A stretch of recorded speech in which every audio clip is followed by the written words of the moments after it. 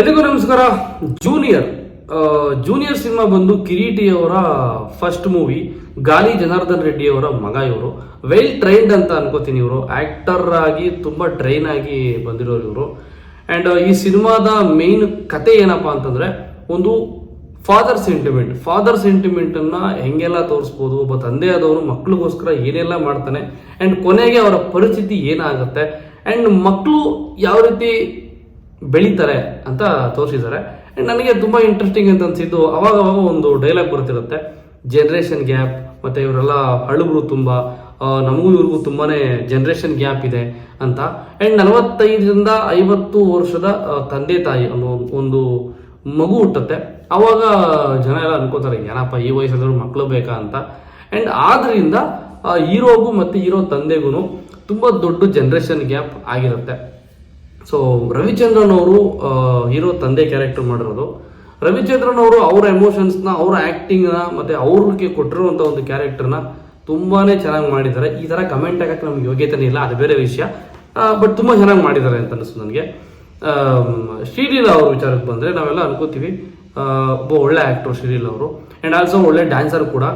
ಕಿರೀಟಿ ಅವ್ರಿಗೂ ಶ್ರೀಲೀಲಾ ಅವ್ರಿಗೂ ಡ್ಯಾನ್ಸಲ್ಲಿ tough competition ಇದೆ ಸ್ಕ್ರೀನ್ ಮೇಲೆ. ಬಟ್ ನಾನು ಹಾನೆಸ್ಟಾಗಿ ಹೇಳೋದು ಏನಪ್ಪ ಅಂತಂದರೆ, ಕಿರೀಟಿ ಅವ್ರ ಮುಂದೆ ಶ್ರೀಲೀಲಾ ಅವರು ಈ ಸಿನಿಮಾದಲ್ಲಿ ಡ್ಯಾನ್ಸಲ್ಲಿ ನನಗೆ ಕಾಣಿಸ್ಲೇ ಇಲ್ಲ. ಬಿಕಾಸ್ ಕಿರೀಟಿ ಅವ್ರು ಆಗ್ತಾ ಇದ್ದಂಥ ಸ್ಟೆಪ್ಗಳು, ಡ್ಯಾನ್ಸ್ ಮಾಡ್ತಾ ಇದ್ದಂಥ ಫೋರ್ಸು, ಅದು ಬೇರೆ ಲೆವೆಲ್ಗೆ ಇತ್ತು. ಆ್ಯಕ್ಚುಲಾಗಿ ಈ ಡ್ಯಾನ್ಸ್ ವಿಚಾರಕ್ಕೆ ಬಂದರೆ, ಆ್ಯಂಡ್ ಅವರ ಒಂದು ಆ್ಯಕ್ಟಿಂಗ್ ಕೆರಿಯರ್ಗೆ ಒಂದು ಆ್ಯಡೆಡ್ ಪ್ಲಸ್ ಪಾಯಿಂಟ್ ಅಂತ ನಾನು ಅನ್ಕೋತೀನಿ. ಆ್ಯಂಡ್ ಬಿಕಾಸ್ ಯಾಕೆ ಅಂತಂದರೆ, ಆ್ಯಕ್ಟ್ರುಗಳು ಡ್ಯಾನ್ಸ್ ಮಾಡೋದು ನಾವು ನೋಡಿದ್ದೀವಿ, ಆ್ಯಂಡ್ ಓಕೆ ಸಗದ ಡ್ಯಾನ್ಸ್ ಮಾಡಿದಾರಪ್ಪ ಅಂತ ಅನ್ಸುತ್ತೆ. ಬಟ್ ಕಿರೀಟಿ ಅವರು ಮಾತ್ರ ತುಂಬಾ ಚೆನ್ನಾಗಿ ಆ್ಯಕ್ಟ್ ಮಾಡಿದ್ದಾರೆ. ಆ್ಯಂಡ್ ಈ ಸಿನಿಮಾದಲ್ಲಿ ಬರುವಂಥ ಅಕ್ಕ, ಅಪ್ಪ, ಅಮ್ಮ ಮತ್ತು ಫ್ರೆಂಡ್ಸ್ಗಳ ಮಧ್ಯೆ ಬರುವಂಥ ಜಗಳಗಳು, ಆ್ಯಂಡ್ ಆಲ್ಸೋ ಈ ಫ್ರೆಂಡ್ಸ್ಗಳು ಕಿತ್ತಾಡುವಂಥ ರೀತಿ, ಯಾವ ಥರ ಬಡ್ದಾಡ್ತಾರೆ, ಮತ್ತು ಒಂದು ಕಂಪ್ನಿ ಕೆಲಸಕ್ಕೆ ಸಿಕ್ಕಿದಾಗ ಹೆಂಗೆ ಖುಷಿ ಪಡ್ತಾರೆ, ಇದನ್ನೆಲ್ಲನೂ ಅಂದರೆ ಫ್ರೆಂಡ್ಸು ಕೂತ್ಕೊಂಡು ನೋಡ್ಬೋದು, ಫ್ಯಾಮಿಲಿ ಕೂತ್ಕೊಂಡು ನೋಡ್ಬೋದು.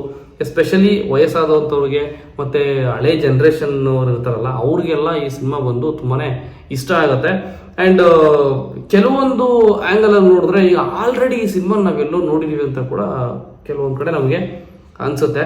ಆ್ಯಂಡ್ ನನಗೆ ಬೇಜಾರಾಗಿದ್ದು ಒಂದೇ ಒಂದು ವಿಷಯ ಏನಂತ ಹೇಳ್ಬಿಡ್ತೀನಿ. ಸಿನಿಮಾದಲ್ಲಿ ಹೀರೋ ಬರೋದಕ್ಕೂ, ಲಿಫ್ಟಲ್ಲಿ ಹೋಗೋದಕ್ಕೂ, ಮತ್ತು ಆ ಲಿಫ್ಟ್ ಬಟನ್ ಪ್ರೆಸ್ ಮಾಡೋದಕ್ಕೂ, ಪ್ರತಿಯೊಂದಕ್ಕೂ ದೊಡ್ಡದಾಗಿ BGM ಹಾಕ್ಬಿಟ್ಟು ಬಿಲ್ಡಪ್ ಕೊಡುವಂಥ ಅವಶ್ಯಕತೆ ಇತ್ತಾ ಅಂತ ನನಗೆ ಅನ್ನಿಸ್ತಾ ಇತ್ತು ಅವಾಗ. ಇದು ಎಲ್ಲದಕ್ಕೂ ಬಿಲ್ಡಪ್ ಕೊಡ್ತಾ ಹೋದರೆ ಕತೆಗೆ ಕೊಡಬೇಕಾಗಿರುವಂಥ ಎಲಿವೇಶನ್ನು ತುಂಬಾ ಲೆಸ್ ಆಗಿಬಿಡುತ್ತೆ ಅಂತ ಅನ್ನಿಸ್ತು.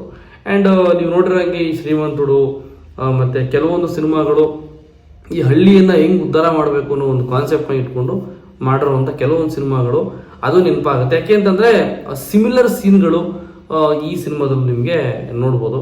ಆ್ಯಂಡ್ ಇನ್ನೊಂದು ಏನು ಗೊತ್ತಾ, ಮೇಜರ್ ಮೈನಸ್ ಅಲ್ಲ, ನಾನು ಇದನ್ನು ಕೆಟ್ಟದು ಅಂತೇನು ಹೇಳ್ತಾ ಇಲ್ಲ. ಹೀರೋ ಅವರ ಅಂದರೆ ಸ್ಟೋರಿಯಲ್ಲಿ ಅವರ ಮನೆ ಹೆಂಗಿರುತ್ತೆ, ಅವ್ರ ತಂದೆ ಎಷ್ಟು ಕಷ್ಟಪಡ್ತಿರ್ತಾರೆ, ಅದ್ರ ತಕ್ಕನಂಗೆ ಬಟ್ಟೆ ಹಾಕಬೇಕು. ಹೀರೋ ಅಂತ ಮಾತ್ರಕ್ಕೆ ಅವ್ರ ಬಡವ್ರ ಕುಟುಂಬದನೇ ಬಂದಿದ್ರು ಸಿನಿಮಾದಲ್ಲಿ ಬ್ರ್ಯಾಂಡೆಡ್ ಬಟ್ಟೆಗಳು ಮತ್ತು ತುಂಬಾ ಏನೋ ಪಾಶಾಗಿ ಕಾಣೋ ಥರ, ಸ್ಟೈಲಿಶಾಗಿ ಕಾಣೋ ಥರ ಬಟ್ಟೆ ಹಾಕಿದ್ರೆ ಕ್ಯಾರೆಕ್ಟರ್ಗೆ ಸೂಟೇಬಲ್ ಅಲ್ಲ ಅಂತ ಅನ್ಕೋತೀನಿ. ಇತ್ತೀಚೆಗೆ ಬರ್ತಿರುವಂಥ ಸಿನಿಮಾಗಳಲ್ಲಿ ಎಲ್ಲರೂ ಮಾಡ್ತಾ ಇರೋ ಕಾಮನ್ ಮಿಸ್ಟೇಕ್ ಇದು ಅಂತ ಹೇಳಕ್ಕೆ ಇಷ್ಟಪಡ್ತೀನಿ. ಸೊ ಇಷ್ಟಿತ್ತು ಸಿನಿಮಾದ ಬಗ್ಗೆ ನನ್ನ ಒಪಿನಿಯನ್. ನೀವು ಇನ್ನೂ ಥಿಯೇಟ್ರಲ್ಲಿ ನೋಡಿಲ್ಲ ಅಂತಂದರೆ ಹೋಗಿ ನೋಡಿ. ಕನ್ನಡ ಮತ್ತು ತೆಲುಗು ವರ್ಷನ್ಗಳಲ್ಲಿ ರಿಲೀಸ್ ಮಾಡಿದ್ದಾರೆ. ಆಲ್ರೆಡಿ ನೀವು ಸಿನಿಮಾ ನೋಡಿದರೆ ಕಮೆಂಟ್ ಮಾಡಿ ತಿಳಿಸಿ ಸಿನಿಮಾ ಹೆಂಗಿತ್ತು ಅಂತ. ಮತ್ತೆ ಸಿಗ್ತೀನಿ. ಬಾಯ್, ಟೇಕ್ ಕೇರ್.